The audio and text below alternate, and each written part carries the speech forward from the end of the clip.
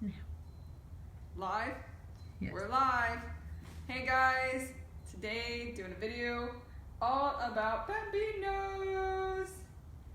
So, I got my boy here, and he's actually not exactly a bambino because he has a bobtail, so he is called a bambob. Show him your bobtail. Yeah.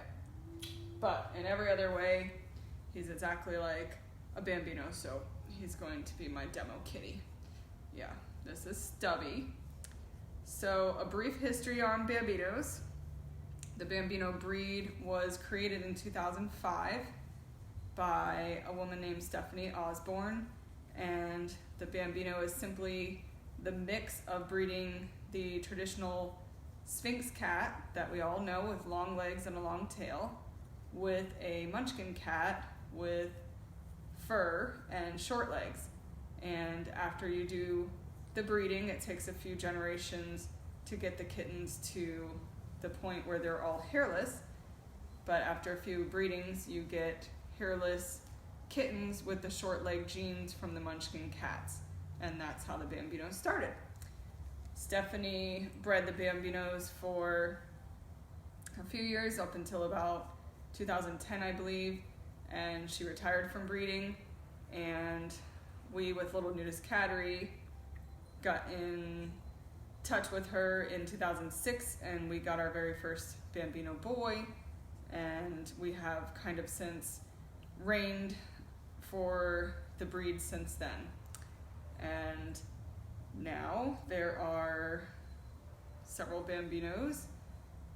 They're actually quite popular, nearly as many probably as Sphynx these days. And so I wanted to do a video because people are often asking me what the difference is. So the big difference is the length of the legs, and that's really about it. There's nothing else structurally different in a bambino than in a Sphynx cat. They only appear to look different structurally because of the way that their legs are short. Because the way their legs are short, it just gives them a little bit more of a muscular stature in appearance, and they look, I know buddy, and they look longer because their legs are shorter, just because of the ratio. So a lot of questions I get asked is, do they have any problems with their back, or do they have any other health problems? And they don't, because the spine of a bambino is exactly the same as the spine of a Sphynx. If you were x-ray both, you would never know the difference based on their spine. There's no difference in any other way, shape, or form in the entire cat except the length of the bones in the legs. So it's not like some of the dog breeds out there, some of the short dog breeds. They do have longer spines and extra vertebrae, and they can be prone to back problems. These guys don't. There's no associated health condition with a bambino cat versus a Sphynx cat. So what makes their legs short is this bone right here, the ulna and radius, the same as in our arm. It would be the bones between the wrist and the elbow. So if I were a Sphynx, my arm would be like this, and if I were a bambino, these bones would simply be foreshortened and my hand would be about here instead. That's the only difference. And then in the back legs, it's the same thing with your tibia and your fibia bones. And there's my AC, so. And your tibia and your fibia bones are shorter. And that's really it. They have the same exact base, the same exact ears, the same exact personality. Everybody's asking me personality all the time. They're absolutely the same, loving, outgoing, social, friendly personality. There's nothing different you need to do for a bambino, care-wise, food-wise. Yeah, he's just done, so okay, bye-bye. Nothing different for their care. The only thing that I do recommend to people to be a bit more cautious of, but you really need to be cautious about this with any cat, is you should never allow your cat to be continually jumping from high surfaces to the ground. So you want to be careful if you have a tall cat climber per se, and your cat maybe has a tendency to jump off the 4-foot ledge instead of climbing down and just jump on the floor. That over time is going to put a lot of stress on their joints, and that really should be prevented. But especially in the Bambino, because of the foreshortened bones, there's going to be more impact on the joints of the wrist and of the elbow and the shoulder, more so than a regular Sphynx cat or a cat with fur with longer legs. So you really want to be sure you're watching for that jumping behavior.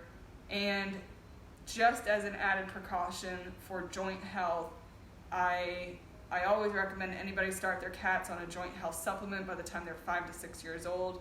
But for the Bambino, I would just recommend that a little sooner in life, between at least by 4 to 5 years old, just to make sure that the joints are staying fluid and healthy. So yeah, there's really no difference, and you know, they're wonderful, same personality, absolutely just like the Sphynx, 1000%. There's no need to be worried about their look being different or the mixing of the two breeds. There's no health problems in the Munchkin cat that was bred in by breeding the Sphynx to the Munchkin.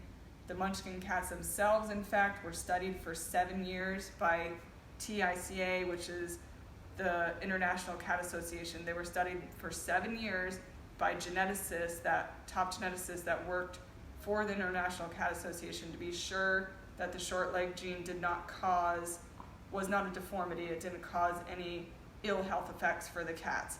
And that was proven that it was safe after multiple years and testing and x-rays, and it was found to be a completely safe gene. It's just basically a trait, not a lot different than if one person's shorter than another person. I find a lot of people confuse the Bambino gene with dwarfism in people, and it's not the same at all. They don't get a lot of the other health-related issues that dwarfism causes in people, like cranial issues and heart issues, and there's nothing it's not the same gene at all. It's literally only the difference of a couple inches of their arm bones, just to give them that cute, short, stature that everybody loves with their little swanky walk. So I hope that answers a lot of questions for everybody all about Bambinos.